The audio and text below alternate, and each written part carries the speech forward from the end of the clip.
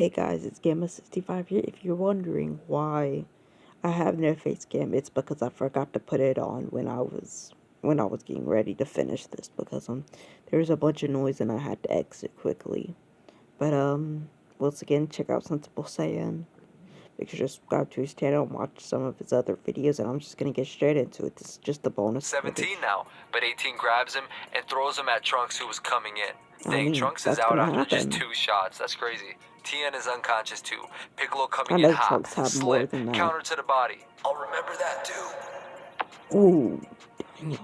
Piccolo is out cold. Fire hit, Vegeta bruh. is still out for blood though. Comes in with those Saiyan Saga junkyard dog tactics Yep. that he used against Raccoon. But 18 is still locked in and counters with an elbow that drops Vegeta. But he's a dog, so he's gotta go out in his shield. Head kick lands that drops him again. 18 crushes Dude the is spine. working He's so still trying to get up, hard. but 18 lands a boot to the stomach and then Dang, steps on his that's arm. And Vegeta disrespectful. finally passes out from the pain. Game over. Here are the stats for round 2, including the brawl. And here are the official stats. So up until where I called the TKO. Insane numbers for 18. She put on a defensive masterclass and just an absolute clinic. Let's look at the fight stats overall while I make some final comments. 1.7% is crazy. That's wild, bruh. Dude puts a lot of effort The fight into these stats overall videos. while I make some final comments. Okay, so I want to talk about what could Vegeta have done differently to get better results? Where did he go wrong? First of all, I'm going to say no matter what the game plan, it would have been really hard for him to win this fight because of the android's infinite energy.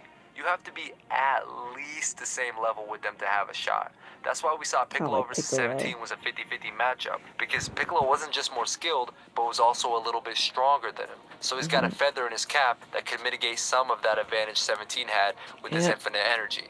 But with Vegeta, he's in such a bad spot in this matchup because he's actually weaker than 18 and by a pretty decent margin to begin with.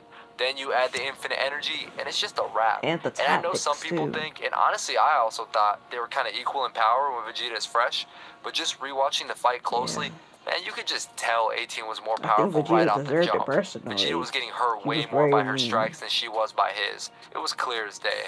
Vegeta just made it really competitive in spots because he's such a skilled fighter, especially in heated exchanges. That's why 18 didn't like to exchange with him until she gave herself an even bigger gap in strength by tiring Vegeta out. There is one mistake though that Vegeta made that if he adjusted he might have been able to win.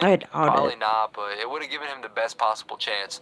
The mistake was not striking while the iron is still hot. You know what? We needed the Vegeta that fought Raccoon here, that knew the threat he was dealing with and just went balls to the walls, throwing everything but the kitchen sink. Not for the whole fight, or else it would have just been more 18 running at the track meet.